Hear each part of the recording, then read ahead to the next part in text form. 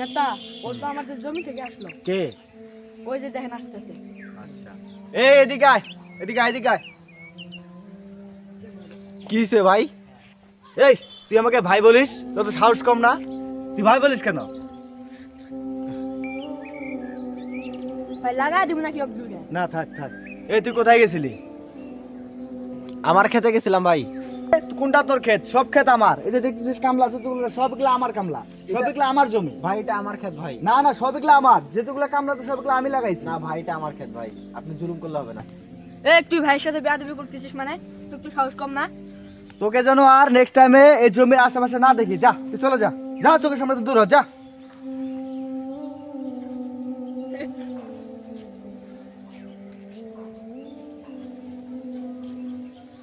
খেত থেকে তো আসলাম, অনেক কাজ কাজ করা হলো আজকে। যাই দেখি, একটু রাস্তার দিকে যাই দেখি। আসসালামু আলাইকুম ভাই। ওয়ালাইকুম আসসালাম ওয়া রাহমাতুল্লাহি ওয়া বারাকাতুহু। তা ভাই আপনার ক্ষেতের কি অবস্থা? ভুট্টা দেখলাম ভালোই হয়েছে।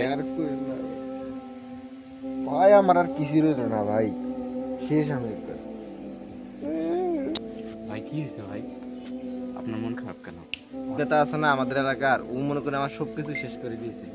জমি দখল করে নিয়েছে, সবকিছু গুন্ডা পান্ডা নিয়ে যায়। আমি একবার নিরহ। ভাই কি আর করার, আল্লাহর কাছে বলেন। ঠিক আছে ভাই, থাকেন তাহলে। আচ্ছা ভাই।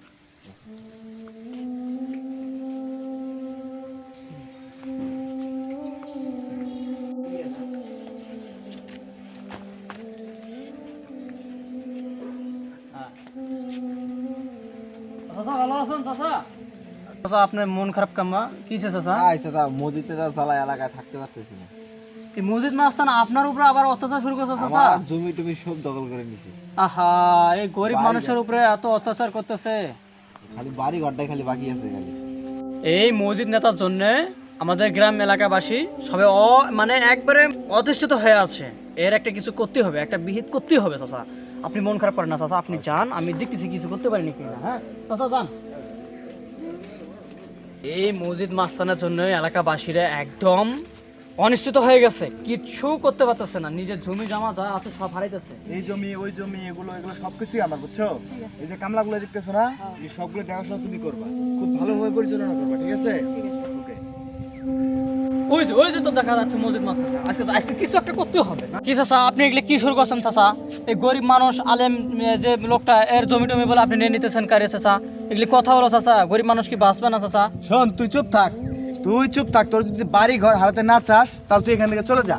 তুই এখানে একটা সাউন্ডও করিস না, একটা কথাও বলিস না, যা তুই চলে যা। তোর বাড়ি ঘর হারায় যাবে। এ ভাইয়ের মাথা গরম করিস না, যা যা যা। আজ আমি একা বলে, আমার সঙ্গে কেউ নাই বলে তোরা আমাকে একা।